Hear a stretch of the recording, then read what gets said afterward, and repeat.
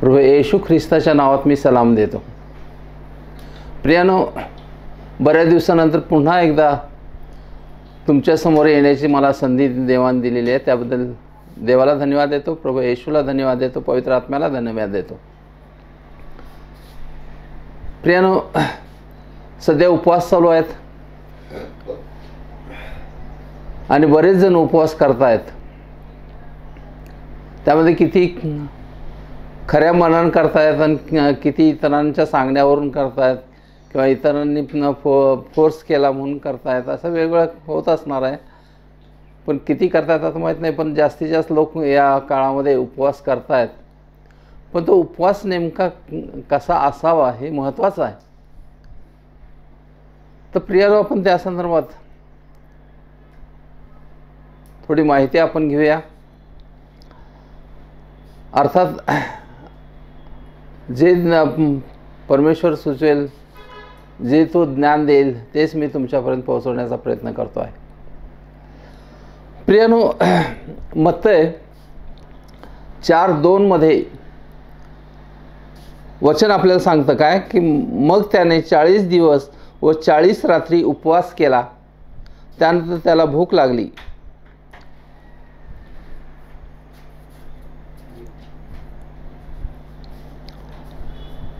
प्रियानो,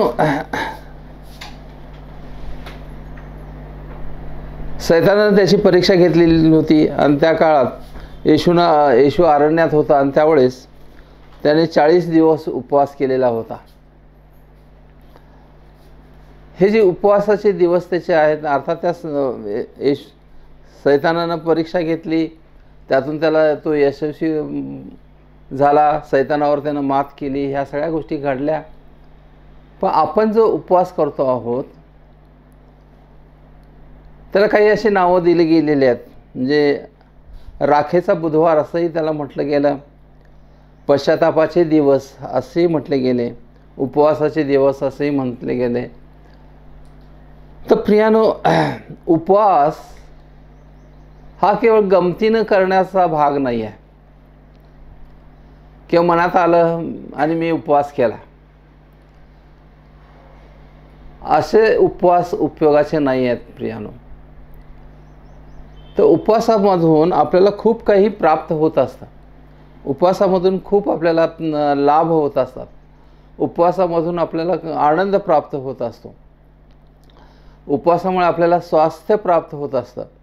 उपवासामुळे आपली कार्यपूर्तीसाठी आपण उपवास करत असतो. त्यामुळे कार्यसिद्धीसुद्धा त्यातून होत असते. अनेक वेळेस संकटातून मुक्तता आपल्याला प्राप्त होत असते. आणि सगळ्यात महत्त्वाचं म्हणजे प्रियानो, आत्मिक उन्नती होण्यासाठी खऱ्या अर्थानं हा उपवास महत्त्वाचा आहे. आज बऱ्याच जण आहेत पण आत्मिक नाही आहेत. देवात आहेत, देवात चालत आहेत, संदेश सांगतायत, सुवार्थ सांगतायत, पण आत्मिक नाहीत. अशा काही गोष्टी घडता आहेत. आणि ह्या उपवासाच्या प्रार्थनेतून प्रियानो आपली आत्मिक उन्नती होतं. देवाच्या सान्निध्यामध्ये जाण्यासाठी आपल्याला सहाय्य होत असतं. देवाशी जास्तीत जास्त संबंध प्रस्थापित करण्यासाठी देखील उपवास केला जातो आणि तो लाभदायक आहे. प्रियानो, म्हणून उपवास करणं महत्त्वाचं आहे. अगदीच उपवास केलेच पाहिजेत. आणि येशूने तेवढ्यासाठी 40 दिवस उपवास केले. ते आपल्याला पायंडा घालून देण्यासाठीच केलेले आहेत.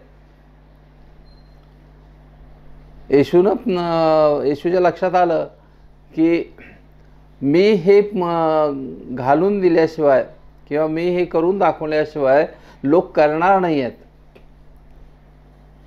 कारण बहुतेक सगळे लोक जे आहेत ते अनुकरणशील आहेत. त्यामुळं खरं तर बघा प्रियानो, येशूला 40 दिवस उपवास करणं गरजेचं होतं. का? तो देवाचा पुत्र होता, तो देव होता आणि देवाच्या ठायी ह्या सगळ्या गोष्टी प्राप्त झालेल्याच आहेत. त्याला कशाची कमतरता देवाजवळ नसतेच. प्रियानो, तो परिपूर्ण असा देव आहे.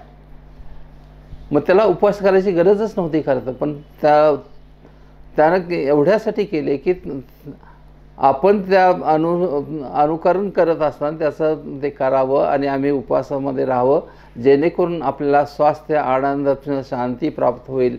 यासाठी प्रियानो उपवास करणं गरजेचं आहे, लक्षात घ्या. प्रियानो, आनंदासाठी आनंद प्राप्त होण्यासाठी जकर्याच्या पुस्तकामध्ये वचन 8 अध्याय 8 आणि वचन 19 मध्ये ते दिलेलं आहे तसं. कारण आनंद या उपवासामधून आनंद आपल्याला प्राप्त होत असतो. बघा प्रियानो, मलाही बऱ्याच वेळेस जाणवलं असं की ज्यावेळेस आम्ही देवाचं कार्य करत राहतो, देवाचे संदेश सांगत असतो, सुवार्ता सांगत असतो, त्यावेळेस एक वेगळ्या प्रकारचा आनंद आपल्याला प्राप्त होत असतो. म्हणजे देवाच्या कार्यामध्ये ज्यावेळेस आपण असतो त्यावेळेस एक वेगळा आनंद आपल्याला प्राप्त होत असतो. तसं उपवासामध्ये सुद्धा आपण दिवसभर देवाच्या सान्निध्यामध्ये असतो, देवाच्या प्रत्येक गोष्टीमध्ये आपण वावरत असतो. त्यामुळे एक वेगळा आनंद त्यामुळं आपल्याला प्राप्त होत राहतो. स्वास्थ्यही त्यामुळेच प्राप्त होतं, कारण त्या दिवशी आपल्याला डोक्याला कसला त्रास नसतो, काही डोक्यामध्ये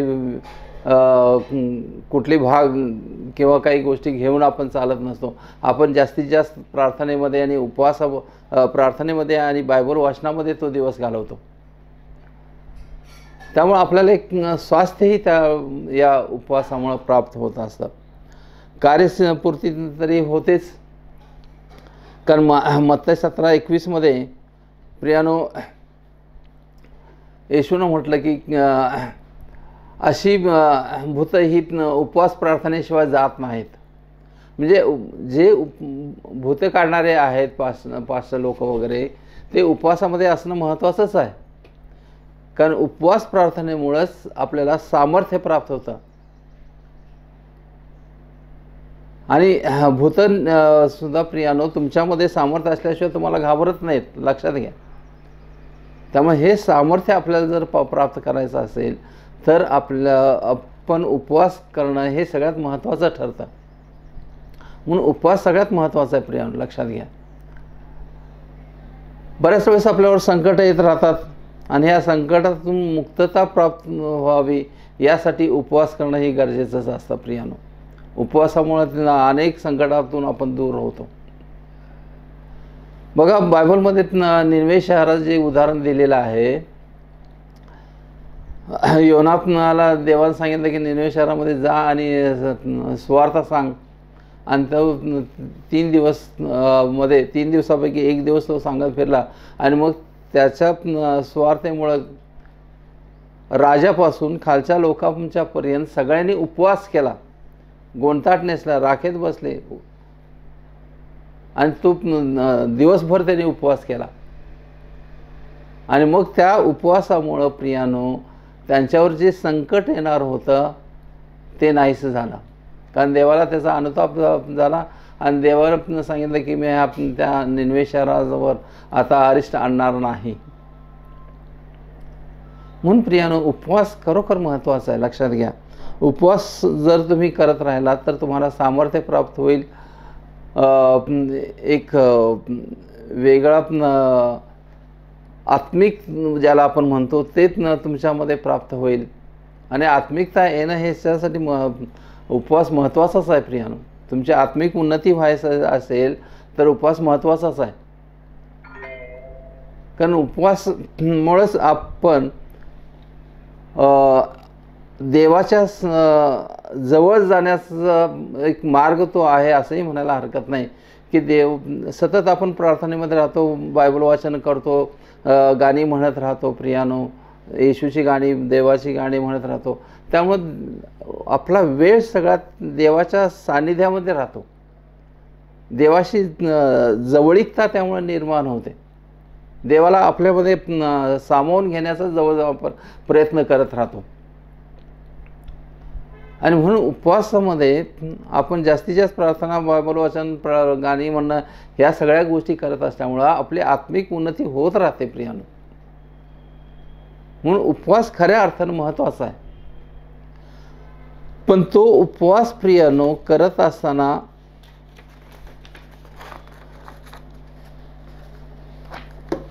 तो देवासाठी म्हणून झाला पाहिजे. आपण उपवास करतो तो परमेश्वराला किंवा येशूला मान्य होईल अशा पद्धतीनं करणं महत्त्वाचं होतं. बऱ्याच वेळेस उपवास करतात. आता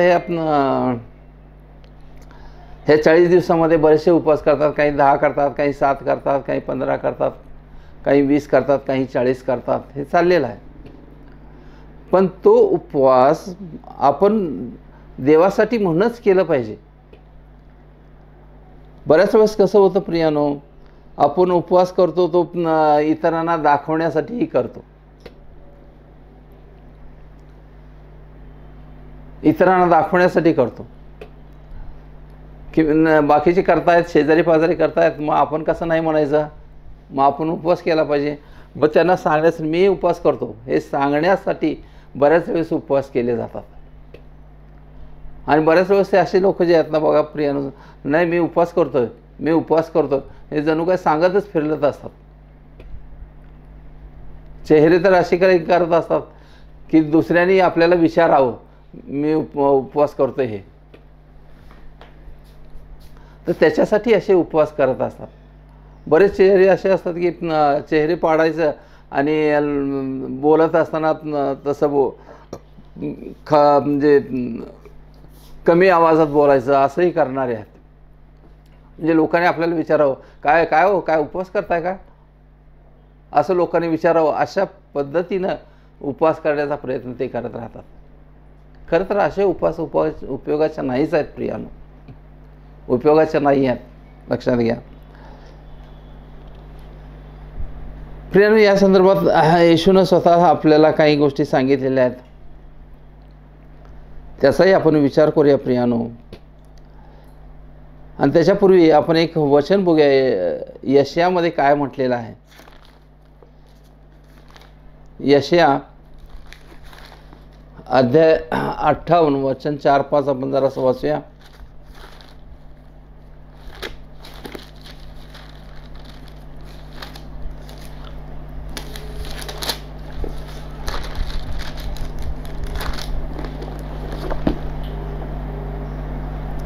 यशाया अध्याय 58 वचन 4 आणि 5.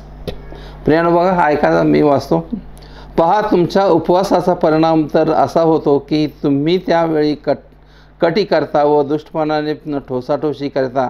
तुमचा शब्द ऊर्ध्वलोकी ऐकू जावा याकरता तुमचे हल्लीचे उपवास आहेत असे नाही.